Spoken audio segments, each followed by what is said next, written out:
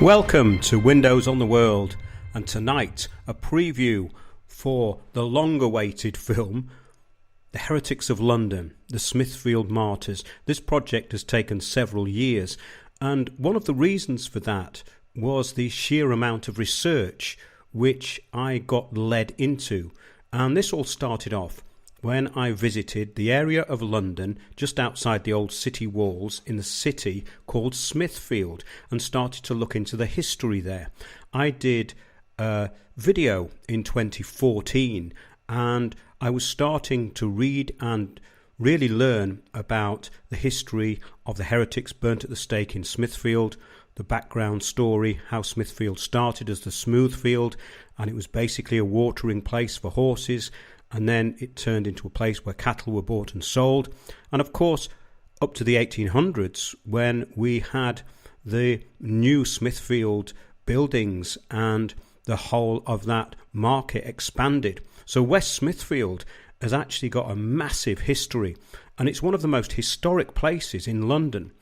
I was always fascinated when I walked through the city of London because you can find all of these ancient alleyways all still intact. The city of London is one of the most protected areas in the world, of course, and when we went down there, first of all, we did attract quite a bit of attention, and we're going to talk about that tonight because the whole area of the city is a centre of global financial control, and its history is reasonably well preserved, although the old church of St. Bartholomew the Great, the oldest church in London, in fact, is now pretty much surrounded by these terrible steel and glass structures.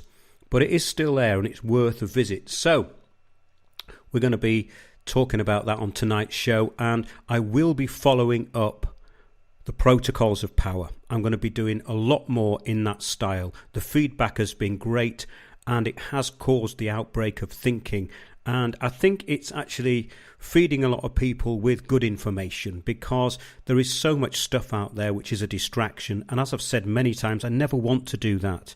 I never want to repeat myself. So that is why I've kind of separated myself from the so-called alternative media, which I was always kind of apart from anyway. And I think that we've developed a very unique strand with this style of presentation. So do expect much more along those lines. And do listen to last week's show, which was called the Community Gulag.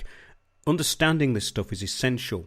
And we're also going to talk tonight about the comparisons between what happened during the English Reformation, when commoners were forbidden to read the Bible and commoners were forbidden to actually look into things which should have been there right. So, in other words, the reformers were saying that everyone has the right to read the Bible in their own language. Now, whatever your religious persuasion is, it doesn't really matter, because this is just about knowledge being kept away from the masses and being distributed by an assumed priest class. And that is another major point about the Reformation. And some of the brightest and best brains of the time were burnt at the stake for heresy.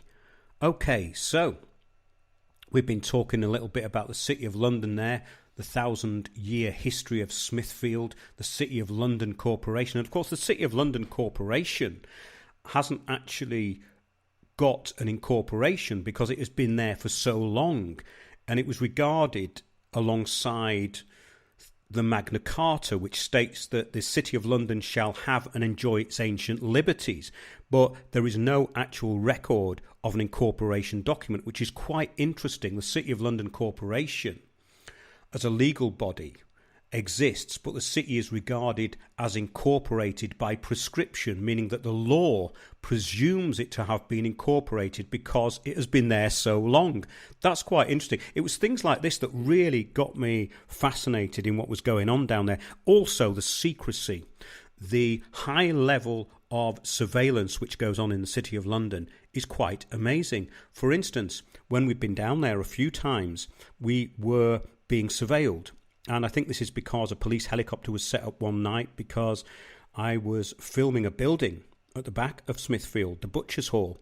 Within 5 minutes, a police helicopter had been scrambled and we had someone with us who had a monopod, which is like just one leg of a tripod. And he had a light on the end of it. I said, don't hold it like that. It looks like a gun. And me and a friend were sheltering under this building with this helicopter roaring above us, thinking we were going to get busted by police any minute. But I think what happened was they took our picture. And when we went back down there, we were followed by cars. And when I looked around some of the other places, like the Grocers Hall, which is another Freemasonic hall, it has a bust of Semiramis on the side of the building. So I was looking at that and I took a picture of it. Someone actually came out of this Grocers Hall with a camera and blatantly put it in our faces and filmed us. So the security down there is indicative of the power and control that is around that particular area. So yeah, well, Smithfield was actually previously known as the Smoothfield. And it was famous for its cattle market. It was always famous for that. And the raucous Bartholomew's Fair, which actually ran for 700 years until it was shut down by the City of London Corporation in 1855. And it was founded by this monk called Rahia, who also founded the Church Hospital for the Poor, which is St. Bartholomew the Great, and the Priory Hospital of St. Bartholomew, which is now Bart's Hospital. And we talk about how this was founded in the film. It's a fascinating story, and the history of the foundation of St. Bartholomew the Great revolves around a vision that this monk Rahia had on, allegedly, a pilgrimage to Rome. He became very ill with malaria, and he had a vision, and he was taken up on the back of a dragon who he deems to be Satan. This is all recorded in the Book of the Foundation of St. Bartholomew the Great, which you can actually download as a PDF. And I used the information in there and also information from the Metropolitan Archive and many other sources to make the film.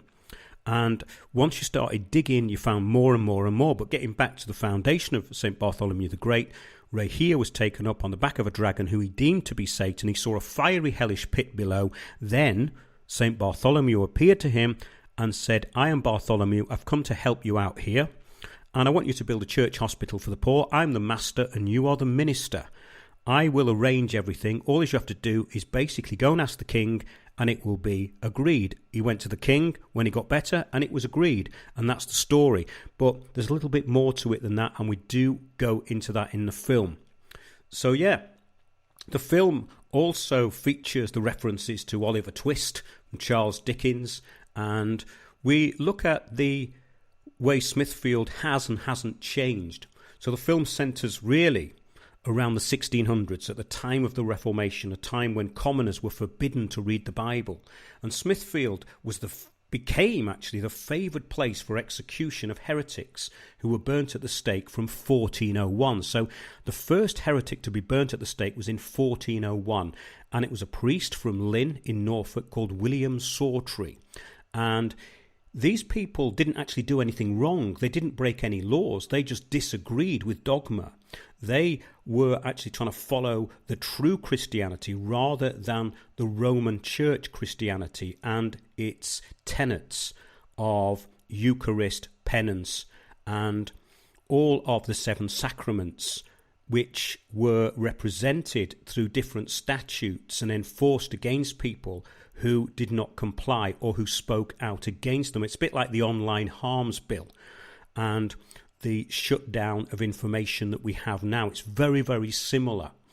And we're going to get into that during tonight's show. So, yeah, what happened in 1401 was that the Parliament of England, they passed this statute under the Holy Roman Empire called Heretico Comburendo, which basically meant concerning the burning of heretics. And this meant that heretics who did not abjure their beliefs would be burnt at the stake under a common law writ signed by the monarch. So the first heretic was William Sawtree, and we cover that in the film, so I won't spoil that for you. But it was the papal bull Ad Abilendom in 1184, which was the beginning of all this, and it stated in that papal bull that it was from then onwards to abolish diverse malignant heresies.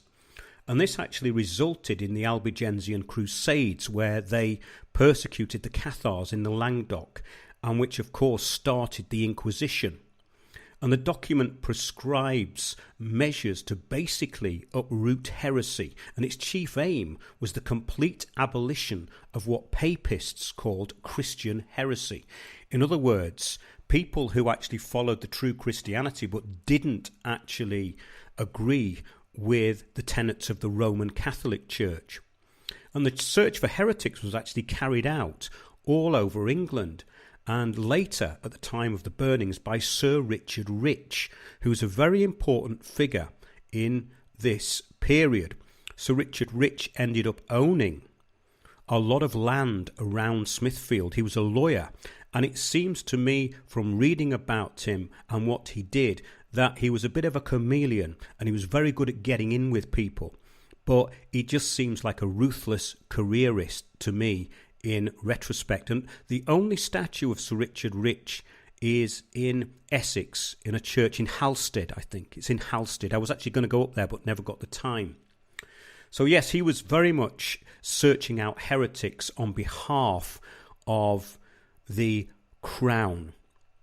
And he lived around Smithfield, and the titles of the land around the Priory Church of St. Bartholomew were transferred to him. And interestingly, I came across an updated document in the Metropolitan Archive, which was a deed, a title deed from the mid-1700s with his name on it, which was fascinating. I went there with a friend, and we spent the whole day taking photographs of these documents. I knew that they wouldn't be used in the film, but I was so obsessed by this point with the history of Smithfield that I seemed to want to know everything about it. And this had all really started off from around 2014 when I started looking round there, and I'd been on excursions through the city of London, and I always ended up in Smithfield and pondering on this whole subject of heresy and what happened and why. So yeah, out of the 300 heretics burnt for heresy, at least 65 of them were burnt in Smithfield.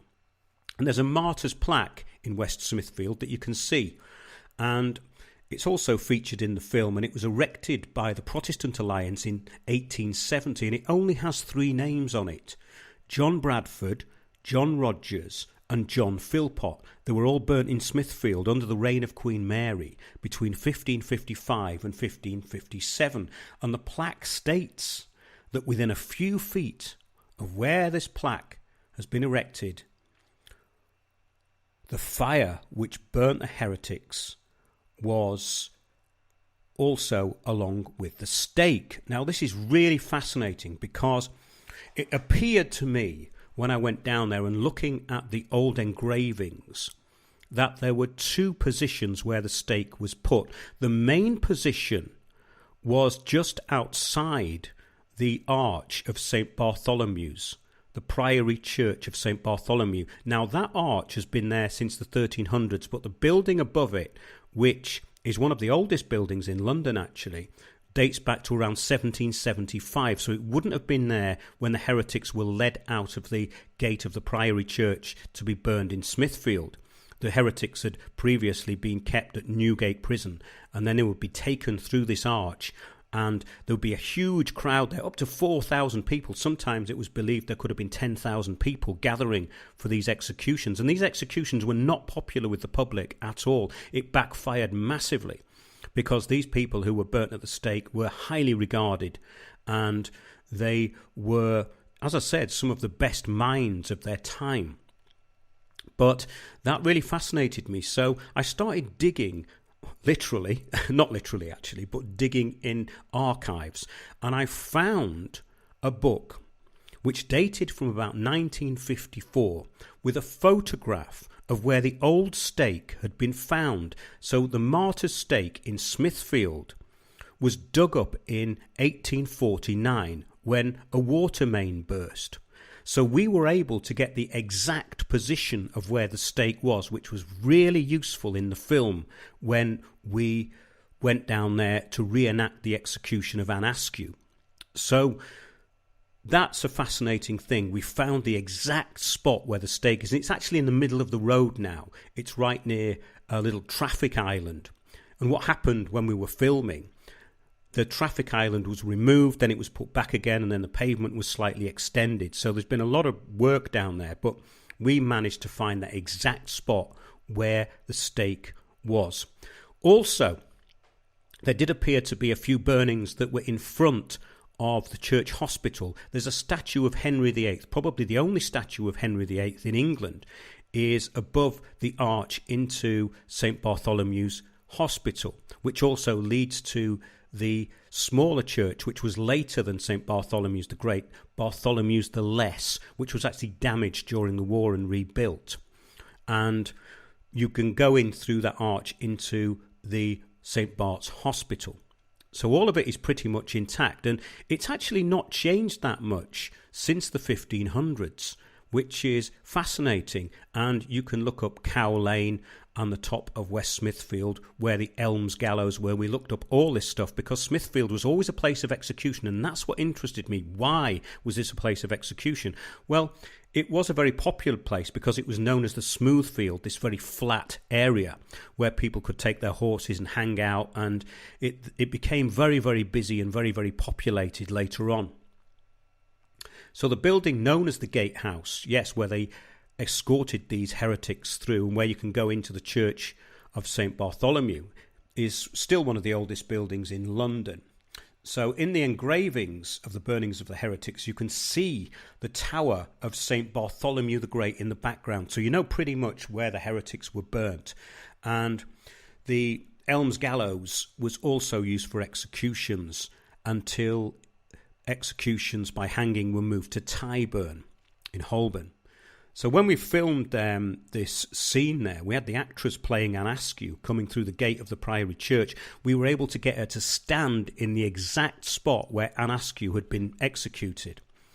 And a very strange thing happened actually on the day, because we were doing this all on the run, and we couldn't set tripods up for any length of time because people might ask what you're doing. So we took, these small new cameras are great. DSLR cameras are great because they don't attract too much attention, and we did it pretty much spontaneously. We were very lucky, and wind came from every direction when we were filming this scene. Now, it's very, very powerful scene in the film, and a friend of the show, an artist, Andrew James, did a picture of this, which is quite symbolic, and that's really useful as an image for the film. But yeah, I couldn't believe our luck, really, because there was a taxi driver just out of shot having his dinner watching us. And we had to get the shot while there was no people walking through and no cyclists and no cars, which was quite difficult. It got interrupted a couple of times. And then the third time, she walks through the arch, gets to the middle, and wind came from every direction and her hair was blowing all over the place. And the actress who was playing Anne Askew said that her feet started burning. Well, that may be something supernatural, who knows, but we were very lucky when we filmed it, and I'm very happy with the shots that we got. And I think that's the great thing about those sort of documentaries, because if you do things as an auteur, when you just want to make a film on your own, you can actually do it and make it look really good. But the great thing is those moments that come together when you just do the shot and it works. And there was a lot of that with the film, and that is one of the charms, I think, of this type of filmmaking, because you're in charge of everything and you can actually come out with something that you didn't quite expect. The film actually turned out better than I thought. I thought it was going to be good, but it led me on this journey, which was quite exhausting in a way, because I had to do, as I say, so much background research, and I got completely addicted to it. So this has been running alongside the shows that I've been doing over the years. And there will be more films coming out, by the way, and they won't be taking as long as the Heretics film. And because COVID got in the way, that did actually slow things down. And I was doing 5 shows a week on RBN Radio for America, and I didn't really have much time to finish it off. But since I've been away from the UK, I've actually been working on it pretty solidly, and over the past several months I've actually exhausted myself doing it, because it was being constructed, and the way that it's actually turned out, it's, I would say, interesting historically and accurate historically more than anything, because that was the main thing. I wanted to get all the information I could. I'd seen a few films about Smithfield, and they were just these academics waffling, and they all repeat the same thing. They never say anything interesting. They never connect the foundation of the church hospital for the poor and the vision of this monk Ray here with this terrible place with what happened later. So basically, he got taken up on the back of a winged beast, the dragon, which he calls Satan. He actually describes it as Satan, by the way, in the book of the Formation of St. Bartholomew the Great. Sorry, the book of Foundation of St. Bartholomew the Great. And none of this is ever mentioned. So basically, within a few hundred years, you have this hellish sacrifice going on in Smithfield. It becomes the main area in Britain for the burning alive of heretics, which is something that I really had to look into, because I couldn't understand what was going on in the minds of the people who would choose to be burnt to death, because they chose to be burnt. That was the main thing that struck me, that they could recant their beliefs, but because their beliefs were so strong and the recantation was so humiliating, they preferred to burn alive rather than compromise their faith.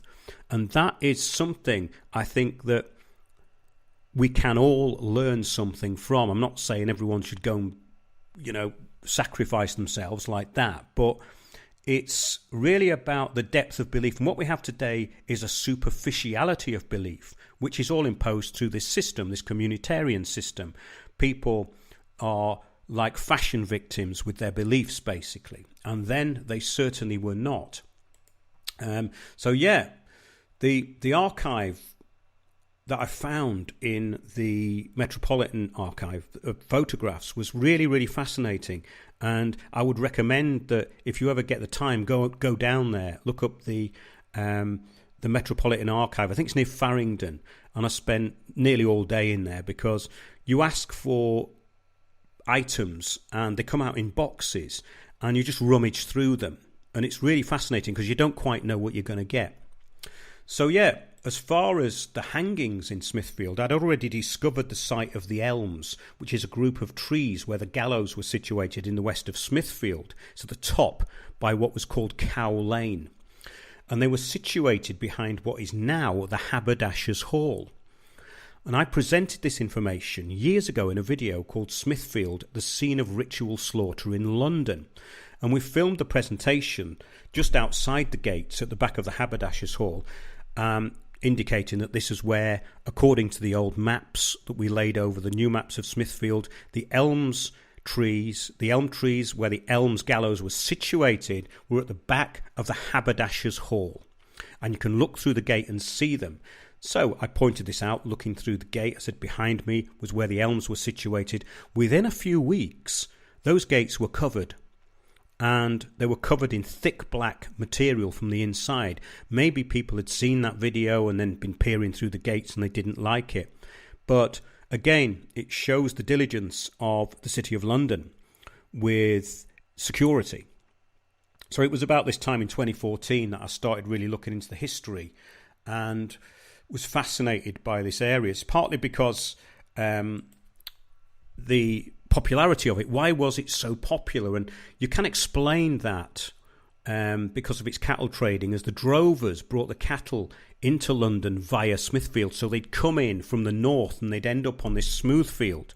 And that's where the horses were watered. And basically it was a great place for cattle to assemble.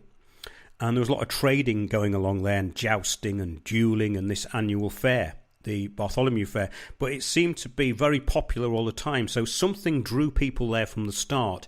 But what happened was its history became incredibly dark. And that's a fascinating thing. So you have this church founded in 1123, then this terrible dark period of history within a few hundred years after. So we're now going to talk about the Act of Supremacy after the break, because we're then going to go into some of the heretics who were burnt at the stake in Smithfield.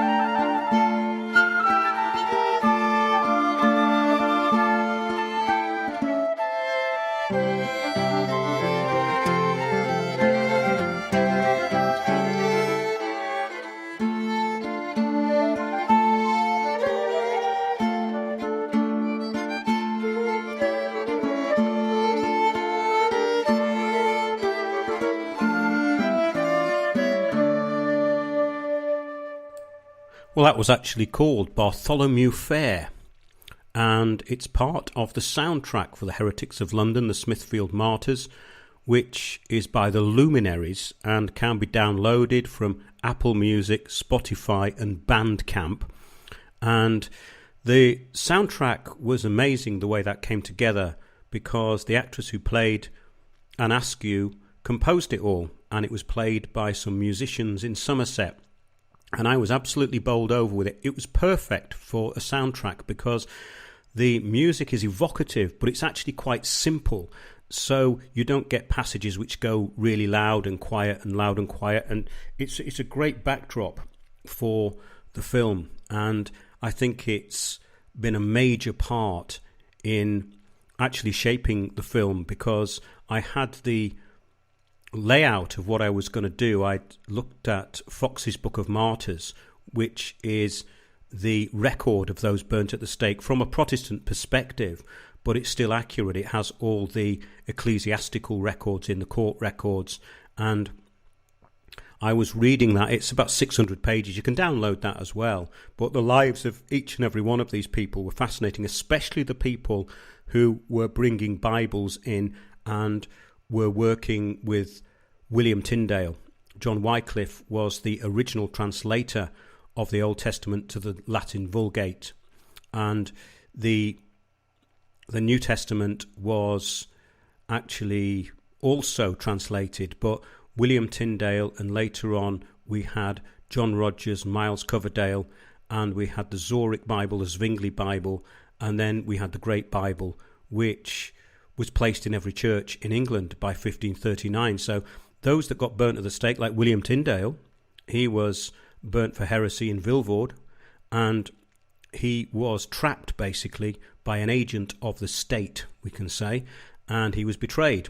And they had all of these Bibles that were ready to be printed, and they got all the Bibles out, they hid as many as they could, and it was like a cat and mouse game all the way through, but a very dangerous one. And John Frith, who was burnt at the stake in Smithfield in 1533, had actually willingly gone to the stake, and he'd actually really been given a chance to escape, because he was such a jovial person that even his captors, the soldiers, wanted him to escape, but he said, no, I'll face my executioner. So they're quite remarkable in some ways. But yeah, John Frith was also influential, and if people were caught with these Tyndale Bibles or works by heretical priests like John Frith, this was heresy. So the Act of Supremacy in 1534 changed things again. It declared King Henry VIII and his successors as the supreme head of the church, basically replacing the Pope. The act was repealed during the Catholic Queen Mary I reign. So when Mary came in, and this is a very interesting story we're going to get into, why Mary burnt so many Protestants, and especially why she persecuted Archbishop Thomas Cranmer, who also features in the film. His actual life and work is essential in the Reformation. He put together the Book of Common Prayer, and he actually was participating in getting Henry's divorce from Catherine. And this is another reason why Mary hated Cranmer, because it basically made her illegitimate. So there was a lot of stuff that went on in the background with these people. There were other machinations of the state going on. They wanted to silence these people. So there wasn't just the issue of heresy. There was the issue of, well, maybe these people are getting a little bit too influential, and maybe we should find out what they know, and more importantly, who they know. So this contradiction in belief was what made the Reformation so complex. So we had this Act of Supremacy, 1534, and it really depended entirely on the accepted dogma of the time whether someone was condemned as a heretic. And we feature in the film Friar John Forrest, and he was the only Catholic to be burnt at the stake for heresy, and his story is featured in the film. And I'm not going to get into that tonight because it deserves a bit more time. It's such a strange story. He was burnt alive on top of a statue of a Welsh warrior god Derfel Gadon, which was housed in the churchyard of Llanderfel Church in Gwynedd, North Wales. And it was accompanied, was this statue, by a stag. And this Derfel Gadon statue also had a staff. And they were paraded in the churchyard along with this statue. And St. Derfel's Day was every 5th of May, and it was on a pilgrimage route. So the local ecclesiastical authority didn't like this because the locals loved this Derfel Gadon statue. So in order to prove Forrest's heresies, it was taken to Smithfield because it was an idol. Because when we went back into the Protestant belief system, it was believed that idolatry was completely wrong. So relics and shrines and saints were last year's thing. And Friar Forrest had defended the Pope, and he'd argued publicly with Henry VIII. So he was persecuted, and he was burned in Smithfield in 1539. And that whole story is told in the film, and it takes up quite a bit of the film in a way, because I actually went up to North Wales to the church, which still houses the staff of Derfel Gadon and the now decapitated horse of Derfel, which was decapitated in 1730 by a local dean because the children wanted to play on it, and it had this great history. But I just couldn't believe it. I walked into that church. I drove there from Monmouth because I'd been reading about it, and I thought, well, at least I can go and see the church. I opened the porch, and there was the horse of Derfel and the staff of Derfel, which you can still see to this day. So this horse, I think, could be anything between 500 and 1,000 years old. It's absolutely ancient thing. So, yeah, it led me onto this journey of finding stuff, and I want to keep doing that. I specialise in what I do, but this historical angle is very important, I think, because history is being wiped out. And maybe the people who listen to the show like history. I think they do. And I've covered ancient history, but from a broader perspective. But I think these stories will actually be forgotten within the next generation. So I think it's important to keep all history alive because, yes, they are trying to destroy it. But yeah, those accused of heresy were tried in the ecclesiastical courts during what they called quests. And if they did not recant, a common law writ of execution was issued by the monarch, and they would be publicly burned at the stake. And although Heretico Comburendo started the Crusades against anti-Catholic belief, Ad Abilendom and the later papal bull Unum Sanctum of 1302 defined the Catholic Church as the only salvation. So from the very start, the Catholic Church was taking a stand that basically there's no salvation outside the Universal Church of Rome, which was a very sweeping statement to make and a big claim. And of course, anyone can make a claim. A claim just means that someone says something and they believe it to be true. It doesn't have to be true. In fact, legally, most claims are not valid, which is very interesting when you look into it. So basically, the Universal Church has defined itself in this way. There is one universal church of the faithful, outside of which there is absolutely no salvation. There is one God, one faith, and one spiritual authority. So when confronted with the inflexibility, can we say, of the church, most chose to burn rather than compromise their faith. And incidentally, heretic is from the Greek heretikos, meaning to choose. So to be a heretic means to be able to choose. And this is one of the most important points, that those who were burnt had a choice. They could recant. Well, the recantation was a humiliating ritual which included carrying a faggot of wood. So it was like a bundle of sticks, because what they used to do with the heretics was they used very dry wood to burn them. But when Queen Mary came in, she used wood that wasn't dry, so it took them much longer to die, because the wood wouldn't smoke that much and they wouldn't die of smoke inhalation. Another thing that happened was that sometimes they would put a bag of gunpowder around the neck. Now that could obviously go horribly wrong too, but the thing is that most of these people didn't die quickly.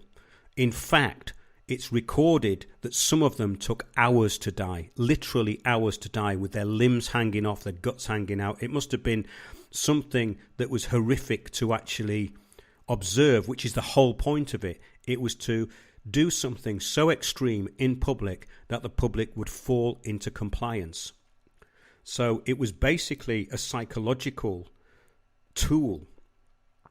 And so, yeah, well, now we get to the whole thing of going into a church and renouncing all heretical beliefs in front of the congregation, which is what they had to do. So they couldn't face doing that because they had such strong belief. It was the ultimate humiliation. And of course, Thomas Cranmer went through this, and he signed documents which renounced everything that he stood for as head of the church, in the respect that he was the Archbishop of Canterbury. And he also put together the Book of Common Prayer. And he started the Reformation with, alongside, should we say, people like William Tyndale, Thomas Bilney, and they all used to meet up in a pub in Oxford called the White Horse, which is still there, and they called themselves Little Germany, because obviously Germany and Europe were the great centre of Christianity then. But yeah, let's get to the Act of 6 Articles, and then we'll get into some of the heretics. The Act of 6 Articles in 1539 was formally titled, you're going to like this one, it was formally titled An Act Abolishing Diversity in Opinions, and basically set out in 6 articles which were the basic doctrine to be adopted by Henry's Church of England, a doctrine that was unreservedly Catholic, which defined anyone that refused to accept these articles as a heretic. The Protestants actually called the Act the Bloody Whip with 6 strings, as the Act was in direct opposition to Protestant belief. And the Act reinforced transubstantiation, which had been embedded in Catholic dogma through the Fourth Lateran Council in 1215. And this issue of the Eucharist is central to the burning of heretics. The belief that the bread and wine, when administered as the Eucharist by a priest in the Mass, becomes the literal body and blood of Jesus Christ. If you refuted that publicly, you were a heretic, and it was the quickest way to get burned at the stake, refuting the Eucharist. So to renounce this was heretical, and it was the most common reason for heretics to be burned. And the arguments became polar opposites between Protestantism and Catholicism. So let's get on now to Archbishop Thomas Cranmer. He'd assisted Henry and supported his divorce from Catherine of Aragon, and he was later burnt for heresy under Queen Mary. She hated Cranmer for producing the Protestant Book of Common Prayer, and in effect making her illegitimate by supporting Henry in his divorce from Catherine, her mother. So Cranmer and other reformers, including Bible translator William Tyndale, had been the instigators of the Reformation and discussed the implications of Martin Luther's revolt and the rise of this new school of thought, Protestantism. And they were part of this group, as we've said, called Little Germany, and they met regularly in the White Horse pub in Oxford. And Cranmer was actually quite an interesting character. He was very conflicted, I think, in some ways, and that is understandable because of the times that they were living in. These people were questioning a lot, and it was a very dangerous time to do that. Well, Cranmer had to be included in the film, as his role in the Reformation, of course, was absolutely major. He also examined many heretics before being accused and condemned himself, which was interesting. So he examined and was part of the condemnation of heretics, and he ended up being a heretic himself. And his humiliating abjuration is featured in the film, and it's performed excellently, actually, by an actor called Michael Rooney. And in his signed abjuration, he accepts all Catholic dogma, and as the crowd in St. Mary's Church in Oxford are expecting him to bow to the Pope and his church, Cranmer instead states that the unworthy right hand, which had signed the detestable instrument, would burn first. And he then declared, "As for the Pope, I refuse him as Christ's enemy and Antichrist with all his false doctrine."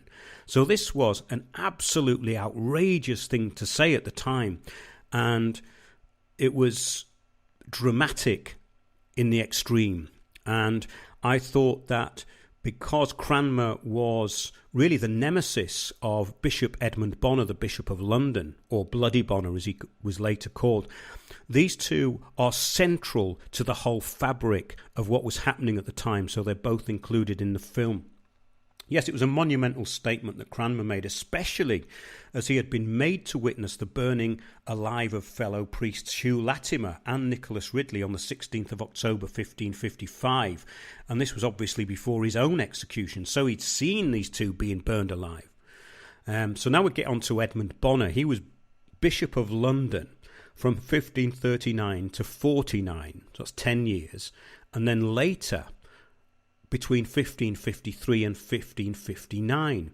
And he was involved in the examination of Cranmer, as we've just said.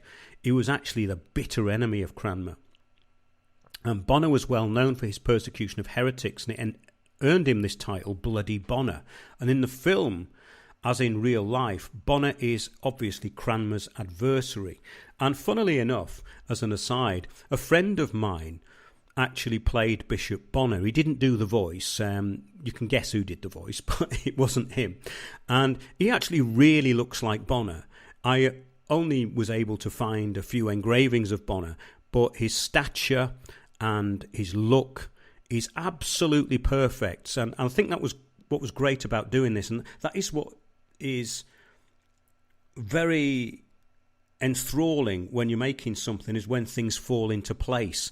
And that is one of the things that did happen with this film. The people in it were very perfect, and they were just friends of mine or people who were suggested, and they all performed very well and with no trouble at all, which is excellent.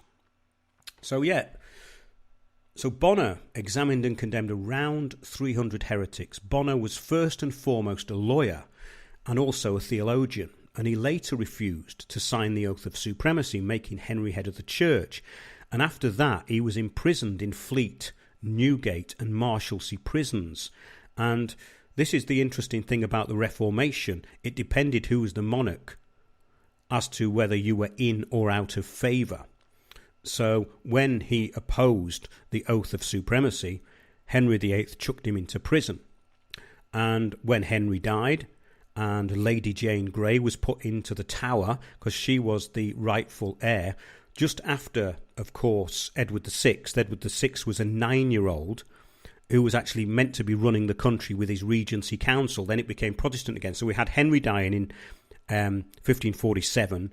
Then we had Edward VI, the 9-year-old kid, basically, who was in charge of the country, went back to being Protestant. Then he died very young, and well, he was very young in the first place, but he didn't last very long. I don't know what happened to him. It's not quite clear, but it's said there was illness, but anything could have happened. He could have been taken out of the picture. Who knows?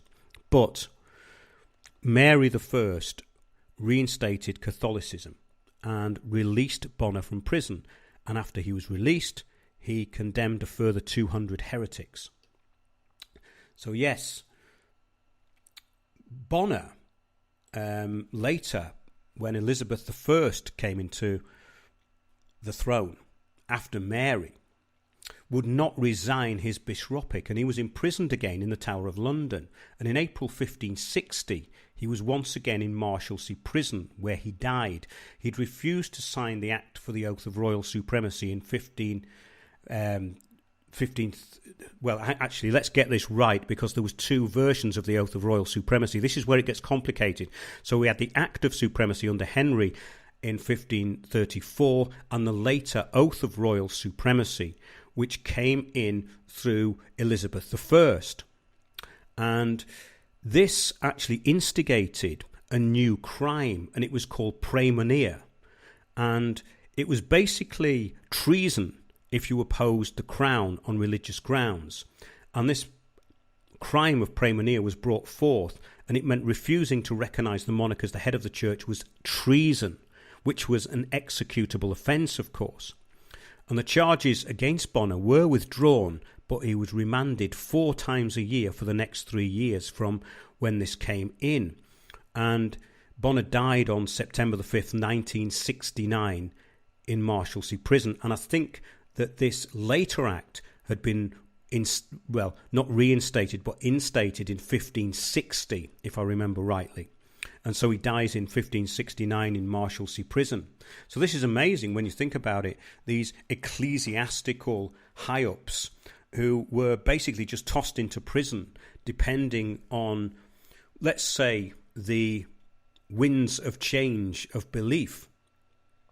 And very interesting looking into the history of Edmund Bonner as well, because when he died, he hadn't been seen publicly for 10 years, but he was still so hated that he was buried at midnight to avoid a riot, and he was buried at St George's Churchyard in Southwark.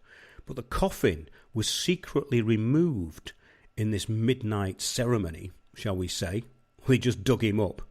He was removed, his coffin was removed to Copford Church near Colchester in Essex, and it was buried under the north side of the altar, and actually discovered in 1809 by a workman who was taking up the ground around the north side of the altar in the church, and he found the coffin of Edmund Bonner. In Fox's Book of Martyrs, Bonner is described thus. He doesn't get a good write-up. This cannibal in 3 years' space 300 slew. They were his food, they were his blood, he spared none he knew. John Bale, who was exiled in Basel in 1554, gave him the title Bloody Bonner. And Switzerland at that time, during the Reformation, had areas where Protestants were very welcome. So a lot of the reformers who fled persecution ended up in Switzerland, including John Bale. And he gave him this title Bloody Bonner. However, John Jewel, Bishop of Salisbury, described Bonner as a most courteous man, gentlemanly both in manners and appearance. And he actually did try, at least in some cases, if not all, to try and get these people to recant. So in a way, it was their choice to get burned at the stake, as we've kind of outlined in this show. But the complexity of the Reformation, for instance, meant that someone like Protestant reformer Anne Askew would not have been burnt in Smithfield on the 16th of June 1546 if she had been accused a year later, as the Act for the Advancement of True Religion and the Act of 6 Articles were rescinded in 1547, a year later. Now let's get into this story with Anne Askew, because this is one of the things that really fascinated me. How did a noblewoman, 26 years of age, get tortured and burnt at the stake? This is a fascinating story, and it really does kind of outline what was going on. The machinations behind the scenes were just as important as what these people were saying in public. So Anne Askew, she ran away to London at 23 and was arrested for heresy in March 1545, and she had in her possession books by the heretical priest John Frith, who we've just described as burnt at the stake in 1533. And her opinions were publicly known, and she was basically proselytizing and reading for the Bible aloud in the street, which was absolutely illegal, especially for a woman at that time. Noble women were allowed to read the Bible in private, but commoners were not allowed to read the Bible at all. And she'd read the Bible aloud. This was an absolutely outrageous thing. She'd read the Bible aloud in Lincoln Cathedral, which was an offence under the Act for the Advancement of True Religion. So women of the gentry were only allowed to read the Bible in private. And this became a political dilemma, as Anne Askew was a close friend of Catherine Parr, and her circle of friends were a group of reformers based in the city and the Inns of Court. So there were kind of secret cells of these people, and they were smuggling Bibles into England. And the ladies used to hide the Bibles under their skirts and take them into even the royal chambers and distribute them amongst ladies of the court. And that's what they were scared of. In fact, another heretic featured in the film, Joan Beaucher, who was a lot older than Anne Askew. She was an Anabaptist, and she was burnt at the stake because of her beliefs. She obviously renounced the Eucharist, but she stated that Christ was a supernatural being, and also she was kept at the house of Richard Rich in St. Bartholomew's for a year, and Thomas Cranmer actually basically was involved in the condemnation of Joan Beaucher because she would not rescind her beliefs.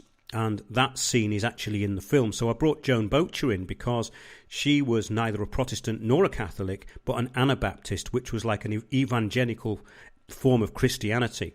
And these people were basically preaching everywhere they could. She was actually linked to the Aythorne Baptist Church in Kent. She was actually from Romney Marsh. And when she died, she was known as Joan of Kent. So, yes, so these people were all linked. And Anne Askew, being a close friend of Catherine Parr and this group of reformers, she attracted a lot of attention. And when she was arrested, a hearing was held at Sadler's Hall in the city. And initially, after this, Bishop Bonner had written a recantation after her first examination, and she was then released. And in that, she said, basically, she agreed halfway with what the Catholic doctrine was, that in communion, all that receive it receive the body of Christ. She agreed with that in this first examination, but she cleverly argued that whatever was in the scripture was true. And of course, the Eucharist and the bread and wine being turned literally into the body and blood of Jesus Christ is nowhere in the Bible.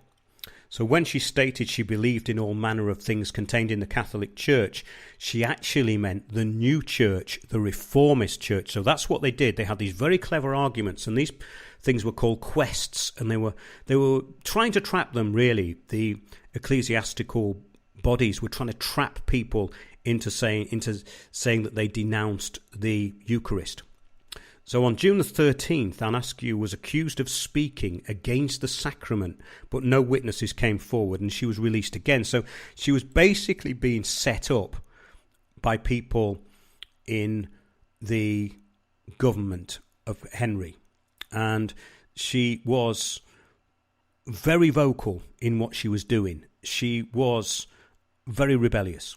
And so she was ordered to appear before the Privy Council on the 19th of June, and she refused to acknowledge that her husband, Thomas Kyme, was actually her husband, because he'd thrown her out of the house after she ran away to London, and he was also a devout Catholic. Now, there's an interesting thing here as well, because she actually had 2 children, but we don't hear much about them.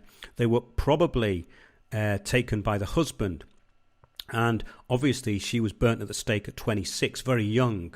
And what happened was that she decided that this man was not her husband because she was made to marry him because her sister Martha died, and the family insist that she marry this man instead of obviously her deceased sister, and she obviously resented it.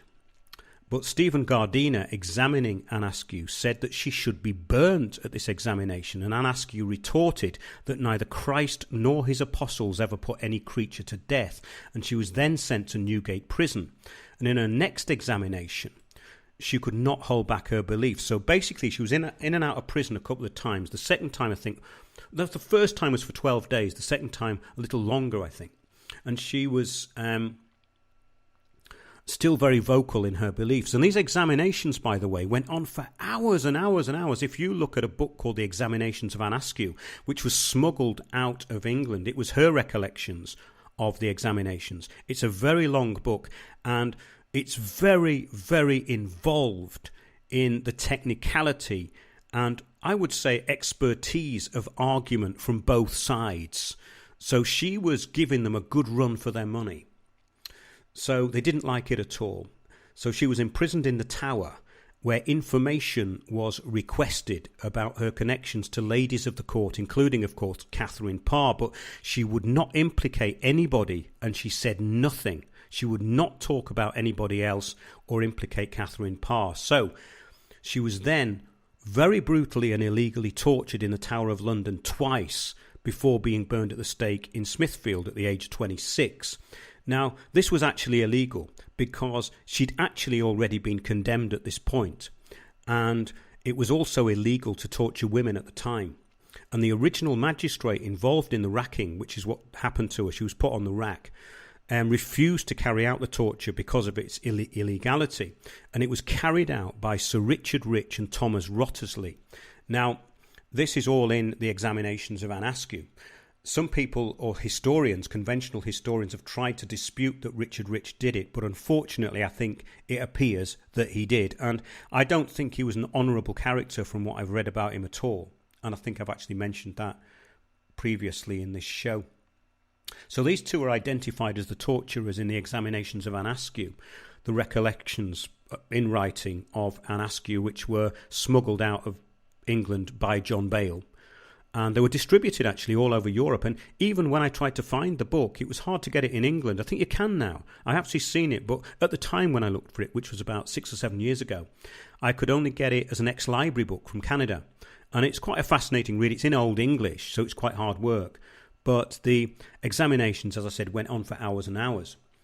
So, yes, Switzerland was a Protestant and Reformist base at the time. So there was a lot of Protestant literature available in Switzerland, and a lot of the Bible reformers were connected with Switzerland. But after this illegal torture, which was actually very extreme even by the standards of the time, she spent hours arguing against her interrogators. All this is in the book of the examinations, the quickness of her retorts and everything, all in that book. But let's just have a few quotes of what she said. She actually said quite rightly that God has given me the bread of adversity and the water of trouble, which unfortunately she brought on herself, but she certainly didn't deserve anything like what happened to her. And I think it was because of her strength of personality, and she was probably quite charismatic around people and very intelligent. They definitely wanted her out of the way. She also said, I would rather read 5 lines from the Bible than hear Mass 5 times in a church. By communing with the wise, I may learn wisdom, but by talking with a fool, I will learn scathe. And she was actually having a go at her interrogators by saying this, so she was very provocative. Now, she actually also wrote poems and songs, and they're very good. And she wrote a song called A Ballad of Anne Askew when she was in prison in Newgate, and also a song called I Am a Woman Poor and Blind. And the actress who plays Anne Askew, Uriah, she actually put this to music. So she wrote the soundtrack, and also she arranged these 2 songs by Anne Askew, which are featured in the film. And both these compositions are on the soundtrack, which is, as I said, available on Spotify, Bandcamp and Apple Music. It's called Heretics of London by the Luminaries. I have to mention it because people have really helped me out here. And yeah, it's actually a really original collection of music. It's very much 16th century, but in a very different way. I was quite blown out with it, actually, and a lot of people who've listened to it are too. And it's, as I said, it's really made the backbone of the film. So yeah, on the 15th of July, 1546, Anne Askew was carried to the stake in a chair because her bones were so badly dislocated from the torture. And she was burned with John Lascelles, John Adams and Nicholas Balanium. And there are stories which come from several sources which could have been due to the fire, but there was a loud thunderclap heard by the people who attended her execution, and it was well reported that this very loud thunderclap came from the heavens. Now, so yeah, that is some of the information that you can find in the film, The Heretics of London, the Smithfield Martyrs. I intend to actually do little follow-ups to the film, shorter pieces about some of these other people, because what's happening at the moment is so parallel to what happened then, with the silencing of people and the narrow corridor of accepted opinion being imposed as a religion. So we're now at the point where we have climate change, COVID, and any driver of change is actually now a religious presentation, and deliberately so. So I hope you enjoyed that initial presentation. There's so much information, it's hard to know where to start. But I hope that was informative, and I will be, obviously, next week going back to following up the Protocols of Power. Do look at that last show, The Community Gulag. I don't always want to have to do trailers and previews for the shows, but it is, I think, probably the best way of continuing, because I don't use YouTube anymore, because obviously we've had so much taken off there, and I do not agree with what they're doing. They're a globalist front, and it's pathetic, the excuses they give for taking videos down. It's absolutely appalling, in fact, what they do. So we put everything on Odyssey now, so please go to Odyssey. All the links are at the homepage at windowsontheworld.net. Thanks to everyone who supported me, and thanks to everyone who has helped with the film, and all of those people who have been supporting me on the Patreon platform. There's a few on there, and more importantly, everyone who listens to the show in a way. I'd like to thank you all for supporting it, and the people who have supported me and make donations and keep the thing going, because I do depend on that now. I put all my time and effort into research, so there's nobody in any media going to give me a job. So I'm here on my own doing it, and in a way I think it's worked out best, because the support I've had is, although we've not got a massive audience, it's a very supportive audience, and it's a very appreciative audience, and very importantly, a highly intelligent audience. The information that I get sent is great. Not only does it back up what I'm saying, but it gives me lots of other information which I would not normally have had. So in other words, when I put out that information on Windows on the World in that huge archive, everything on there pretty much has been backed up through case after case after case.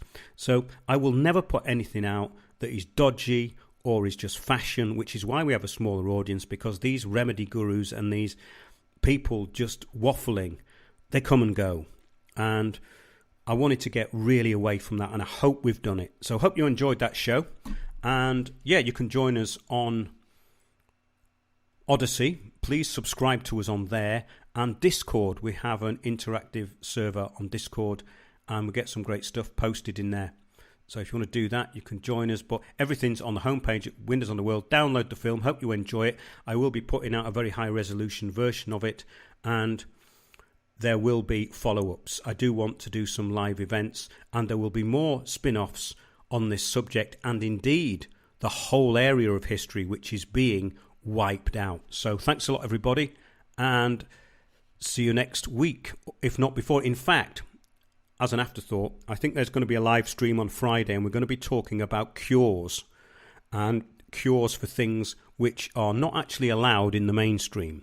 So we're going to be talking about that, and I may actually get another live stream going before the end of the week, but I will be putting that out. It will go out live on YouTube because that's where we have to stream it, but it will be going out probably midweek. And yeah, keep checking the website and the archive, and thanks for your support.